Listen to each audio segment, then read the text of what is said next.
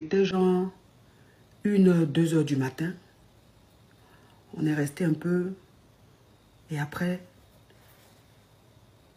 je me suis couchée. Et j'ai éteint mes téléphones pour dormir un peu. Parce que j'étais fatiguée. Parce que vous savez, quand je voyage, quand je vais dans un pays pour dormir, la team dont je dormais, et à 5h du matin, ma petite soeur, je suppose, a essayé de me contacter.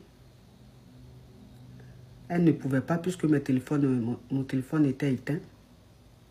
Donc elle a contacté Dangui. C'est partout où je vais, je voyage avec lui.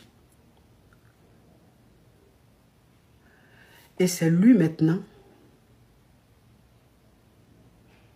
qui appelle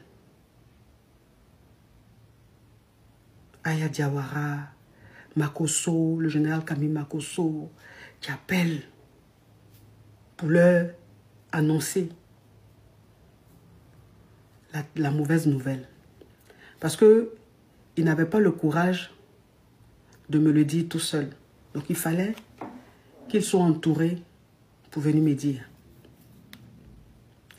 Je vous dis à 5h du matin, dès que il a appelé Aya Diawara, elle a pris sa voiture, c'est-à-dire elle a porté le boubou qu'elle pouvait porter, le foulard qu'elle a trouvé, elle est montée dans la voiture. Elle qui n'aime pas conduire, là, c'est toujours le chauffeur qui l'a conduit là. Ce jour-là, elle a pris le volant.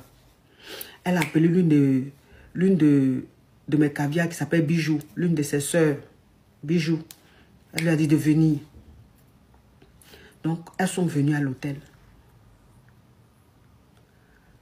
avec Dangui et ils sont rentrés dans ma suite. Moi, je dormais. Donc, de 5h du matin,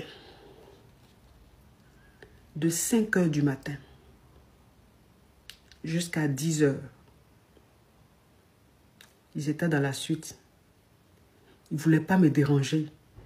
Ça veut dire, il y a un groupe qui disait, on n'a qu'à la réveiller. Il y a un groupe qui disait, non, non, non, on n'a qu'à la laisser dormir un peu. Donc les deux, c'est-à-dire, eux tous, ils étaient là. Et puis ça parlait. Donc ils rentraient dans ma chambre à chaque fois. Surtout Aya, elle rentrait à chaque fois pour voir si je suis réveillée.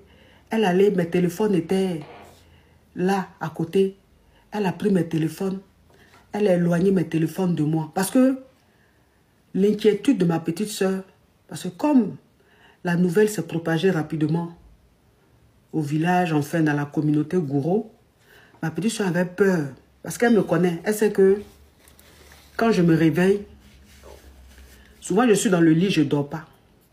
On pense que je suis endormie, je ne dors pas. Mais le téléphone, j'allume mon téléphone tout de suite pour aller sur Internet. Donc, elle disait, je ne veux pas qu'elle se réveille, qu'elle allume son téléphone, qu'elle aille sur Internet pour voir.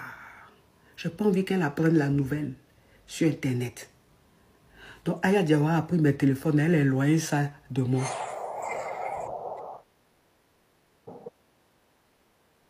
Et c'est à 10h.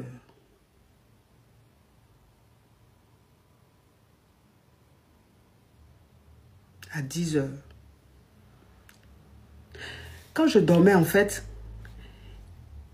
il circulait dans la chambre, mais je dormais donc dans ma tête. Dès que je me disais peut-être c'est dans le rêve, dans mon rêve, mais je sentais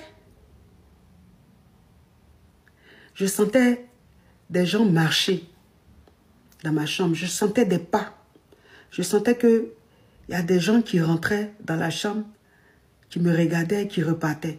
Mais comme je dormais, voilà, des pas. Mais comme je dormais, je me disais, attends, c'est un rêve ou c'est la réalité? Donc j'ai pris un autre coussin, j'ai mis sur ma tête. Déjà, c'est Aya Diawara, c'est Bijou, c'est Dangui qui faisaient un tour dans la chambre pour voir si je suis réveillée, pour voir comment je suis. Donc. Et réellement, il y avait des pas dans la suite.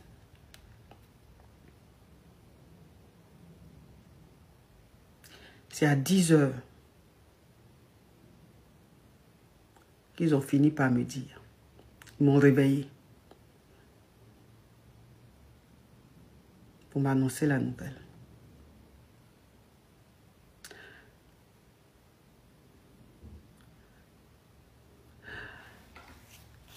La dernière personne qui a vu